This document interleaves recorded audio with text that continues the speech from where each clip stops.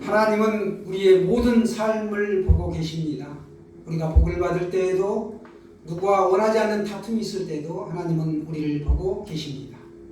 하나님은 다 알고 계시고 우리에게 새로운 일과 복을 주심으로 말미암아 평탄하기를 희망하십니다.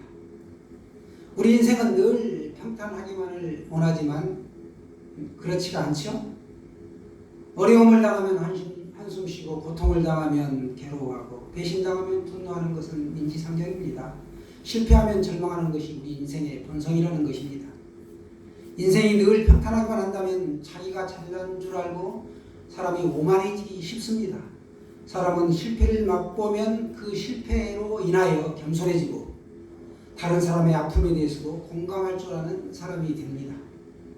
하나님의 사람이라고 평생 탄탄대로를 걷지만은 않습니다.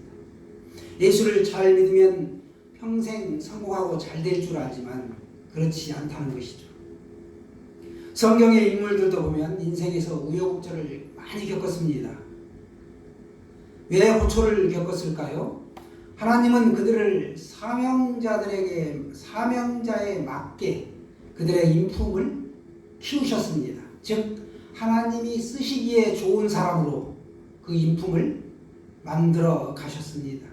그 인품이 신앙으로 나타나게 되었고 사명자라는 이 신앙의 열매로 사명자는 그 신앙의 열매로 하나님께 영광을 올려드리게 되었습니다.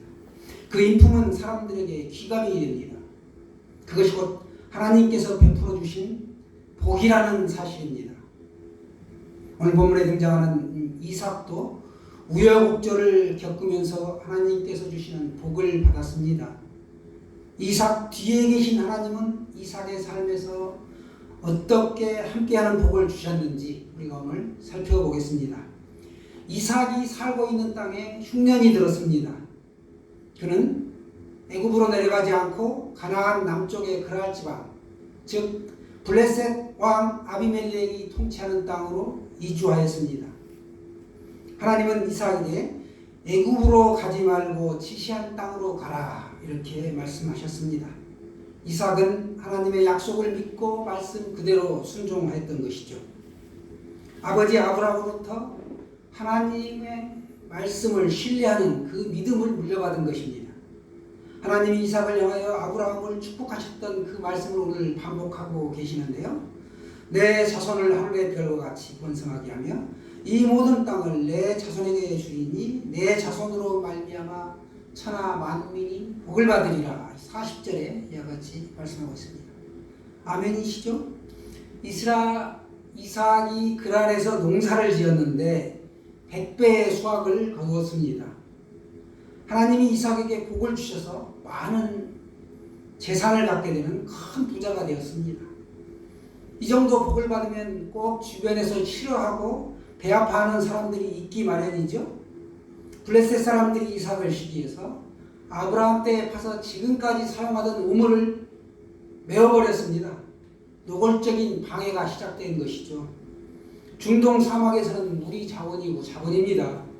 그런 우물을 막아버린 것이죠. 얼마나 악질적입니까? 가난한 사람들은 종종 부자에 대해서 악의적이곤 합니다. 부자를 존경하고 그들의 업적을 권장해야 되는데 부자에게서 일종의 피해의식을 느낀다는 것이죠. 아주 나쁜 정신입니다.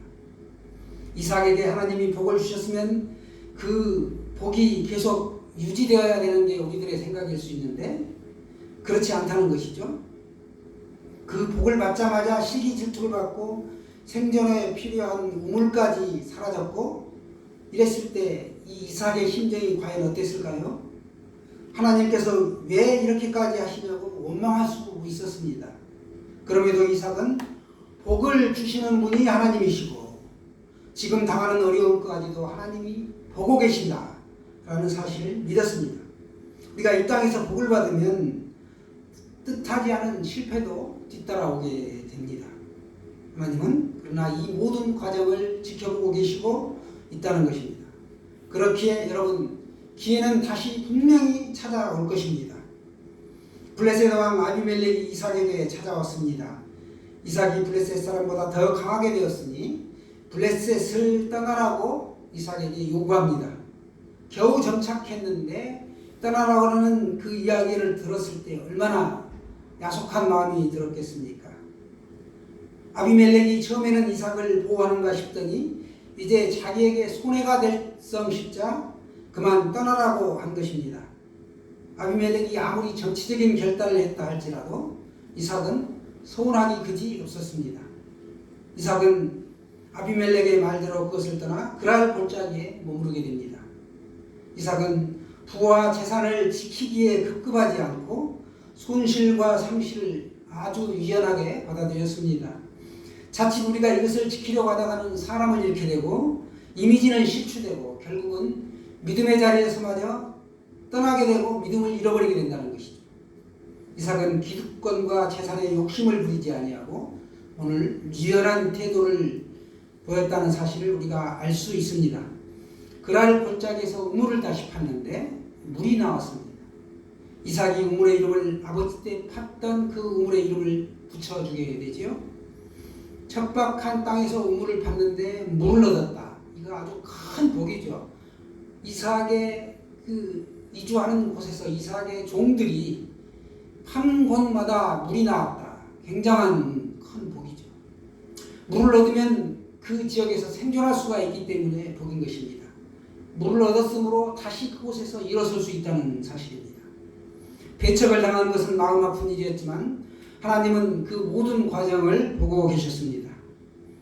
어쩔 수 없이 이동했지만 우물을 판 일은 새로운 시도였고 이렇게 새로운 시도를 할 수 있는 것 자체가 하나님이 주신 은혜였다는 사실입니다. 우리가 역경에서 때때로 좌절을 딛고 새로운 시도를 할 때 이건 내 의지로 용기로 하는 것 같지만 실상은 하나님께서 나에게 그 일을 하도록 은혜를 베풀어 주신 것입니다. 하나님은 모든 어려운 상황을 환히 꿰뚫어 보고 계시고 새로운 기회를 우리에게 허락하십니다. 이런 하나님을 우리가 어찌 의지하지 않을 수 있겠습니까? 김영규 장로님은 태권도 8단의 무술인으로 사우디 황실의 경호를 책임지는 경호원들을 지도하는 태권도 교관이 되어 1979년부터 해외에서 생활을 했습니다. 그런데 그만 시범을 보이다가 발목을 다쳐서 교관을 그만두고 멕시코로 가서 태권도 도장을 운영하는데 역시 시원치 않게 되었습니다. 그래서 1985년도에 미국 LA로 이주해서 봉제 공장을 시작했습니다. 맨주먹으로 시작한 이 회사가 처음에는 아주 불릴 듯 일어나서 날로 번창하고 사업이 아주 잘 되었습니다. 그래서 주변에서 말하기를 너가 사업이 잘 되는 것은 내 안에 권사님의 간절한 기도 때문이다 라고 하자 그가 무슨 소리를 하는 거예요?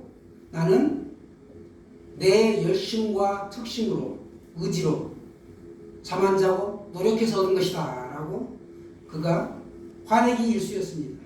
그런데 10여 년이 지나면서 1997년 초에 회사가 일시에 부도의 위기를 맞게 됩니다. 사업이 파산 지경에 처하자 그제서야 그가 이제 하나님께 매달리기 시작합니다. 기도원에 들어가서 눈물로 부르짖는 가운데 신명기 8장 17절 18절의 말씀을 붙들고 기도하지요. 그러나 너희가 마음에 이르기를 내 명과 내 손의 힘으로 내가 이 재물을 얻었다 말할 것이라. 내 하나님 여호와를 기억하라. 그가 내게 재물 얻을 능력을 주셨습니다. 아멘. 이 말씀을 통해 완전히 자아가 깨지는 이 자신이 부서지고 깨어지는 체험을 하게 됐고 사업이 잘된 것이 자기가 잘해서가 아니라 하나님이 나에게 재물 얻을 능력을 주셨기 때문이다 라는 것을 깨달았습니다. 그래서 교만했던 자신을 회개하고 물질에 눈이 어두웠던 마음을 비웠습니다. 비우면 비운 자리에 채워야 되는 것이죠. 하나님의 말씀으로 기도로 그 자리를 채웠습니다. 그리고 모든 것을 하나님께 맡기고 다시 새롭게 사업을 시작합니다. 회사의 모든 사람들을 그리스도인으로 채용하고 매주일 예배를 드리고 기도로 회사를 운영하며 최선을 다했습니다. 하나님은 그를 회복시키셨고 나이키로부터 의료납품을 받는 100배의 축복을 허락하셨습니다.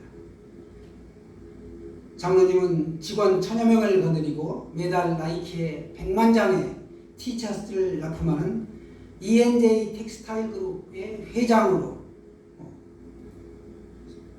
일터를 통하여 하나님께 영광을 올려드렸습니다. 하나님이 복을 주시면 얼마든지 이렇게 성공할 수 있다는 것이죠. 중요한 것은 하나님 앞에서 우리가 복된 존재가 되는 일입니다. 사람의 수완보다 하나님이 복을 주셔야만이 100배의 축복을 얻을 수 있습니다. 흔히 말하지요. 작은 부자는 내 노력으로 이룰 수 있지만 큰 부자는 하나님이 반드시 복을 주셔야만이 가능하다라는 사실입니다. 이삭의 종들은 골짜기를 파서 이렇게 샘 근원을 얻습니다. 이제부터는 물 걱정을 안 해도 되었습니다. 우물을 파서 물을 얻었고 골짜기에 샘 근원까지 발견했으니 이제부터는 아주 편안하게 살면 되겠구나라고 싶었던 것이죠. 우물을 파서 물을 얻었고 골짜기에 샘 근원을 발견했다. 굉장한 축복입니다. 그날 골짜기에 목자들이 이렇게 좋은 일이 생기자 다시 찾아와서 시비를 겁니다. 물 근원이 자기들 것이라고 주장한 것입니다. 발견한 사람들의 것이라고, 이삭이 자신들의 것이라고 강하게 주장할 수 있었음에도 불구하고 그들 목자들과 다투는 모습을 아름답지 못하다라고 생각하고 그냥 이삭은 그 골짜기의 근원을 놔두고 다시 이주하게 됩니다. 그래서 그 우물을 신나라고 지었고 이삭은 다툼을 피하는 평화주의자였다는 것이죠. 사람과의 관계를 중시했기 때문에 평화를 선택한 것입니다. 온유한 사람입니다. 시인 에모스는 다툼을 피하는 평화주의자였고 사람과의 관계를 중시했던 사람입니다. 그가 어렸을 때 송아지를 우리간에 넣으려고 애를 썼지만 듣지를 않는 겁니다. 그래서 서재에서 책을 보고 계시는 아버지께 큰 소리로 외쳤습니다. 아빠 좀 도와주세요. 송아지가 말을 안 들어요. 이 이야기를 듣고 아버지가 와서 밀어보았으나 되지 않습니다. 그러자 아들에게 너는 뒤에서 밀어라. 나는 앞에서 당기겠다 하고 다시 역시 해봤으나 헛수고였습니다. 두 사람이 10분 이상을 실갱이 하다가 지쳐서 주저앉아 있을 때 멀리서 보였던 늙은 하인 하나가 달려왔습니다. 그리고 그 하나가 송아지의 입에 자신의 손가락 하나를 물렸습니다. 그러자 송아지가 젖을 빨듯이 그녀의 손가락을 빨기 시작했고 손가락을 송아지에 물린 채로 그녀가 뒷걸음질을 치자 송아지가 저항 없이 양권까지 따라갔습니다. 아버지와 아들이 아무리 힘을 써도 할 수 없던 일을 힘없는 늙은 여자 하인이 아주 쉽게 해낸 것입니다. 이 일은 어린 에머슨의 머릿속에 깊이 박혔습니다. 힘보다 온유가 부드러움이 강한 것을 이긴다 라는 사실을 깨달은 것이죠. 작은 물방울이 점점점 바위를 부서뜨리고 구멍을 뚫고 그렇죠? 온유하게 사시는 사람이 되시기를 바랍니다. 세상에는 돈 문제, 사업 문제로 다투는 사람이 얼마나 많습니까? 믿는 사람들의 사전에는 세상 일로 싸우거나 다투는 일이 절대로 없어야 되겠지요. 이삭은 자신이 손해보고 물러가는 난이 있어도 절대로 다투지 않았다는 것입니다. 이 점이 우리 믿음의 사람들이 배워야 할 덕목입니다. 언제부터인가 다투면서 의를 이루려고 하는 사람들이 이 교회 내에도 많아지고 있다는 사실입니다. 2022년 새해에는 우리가 새 마음, 새 믿음으로 하나님을 영화롭게 하고 자신의 삶에도 변화가 일어나는 그런 믿음이 되시기를 바랍니다. 사람들과 싸우면서 성공을 이루려고 하시지 마십시오. 이삭이 다른 장소로 옮겨서 우물을 팠는데 그때 다툼이 그쳤다라고 성경은 말씀합니다. 이에 이삭은 우물 이름을 르호봇이라고 지었고 이삭이 우물을 파서 물을 얻은 이 세 번의 우물을 모두 빼앗기고 네 번째 우물을 안심하고 사용할 수 있게 되었습니다. 다툼과 이동이 반복되다 보면 사람의 감정이 어떻게 될까요? 한두 번도 아니고 우리 잘 쓰는 30세판이라는 말이 있죠. 세 번째 분쟁을 당하면 분노가 일어나서 더 이상 참지 못하고 심하게 싸울 수가 있습니다. 그러나 이삭은 네 번째까지 세 번째도 참고 네 번째 비로소 평화가 올 때까지 인내했던 것입니다. 평화를 원했습니다. 그가 어떻게 그렇게 참고 인내하고 온유한 성품을 가질 수 있었을까요? 그것은 이 다툼과 이동 중에도 하나님이 함께 하신다라는 믿음이 있었다는 것입니다. 언제 어디서나 나와 하나님이 함께 하신다. 이 믿음이 있으시기를 바랍니다. 더 큰 피해를 막기 위해 그는 평화를 선택했습니다. 우리가 잠시 잠깐 분노를 참지 못하면 자기의 마음은 시원하게 될지언정 사태는 걷잡을 수 없이 악화됩니다. 그래서 평화를 택하는 것이죠. 또 하나님께 영광을 가리는 일이 되기 때문에 우리가 참고 인내하는 것입니다. 그런가 하면 충분히 이길 수 있는데도 평화를 원하는 사람들이 있습니다. 또 단순히 그냥 평화를 원하는 사람도 있습니다. 이삭은 하나님을 믿기 때문에 평화를 선택한 것입니다. 이삭은 우물 이름을 르호봇이라고 지은 후에 하나님께서 자신에게 복을 주시고 땅에서 번성할 것임을 고백하고 있습니다.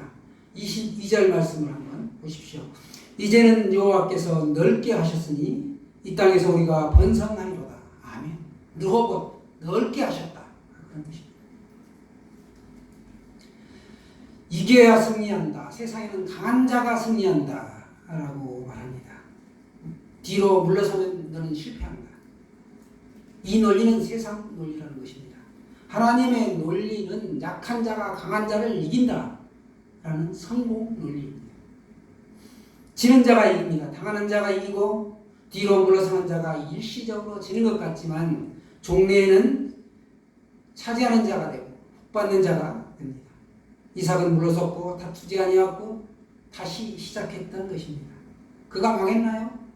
진정으로 성공한 것을 우리가 오늘 볼 수 있습니다.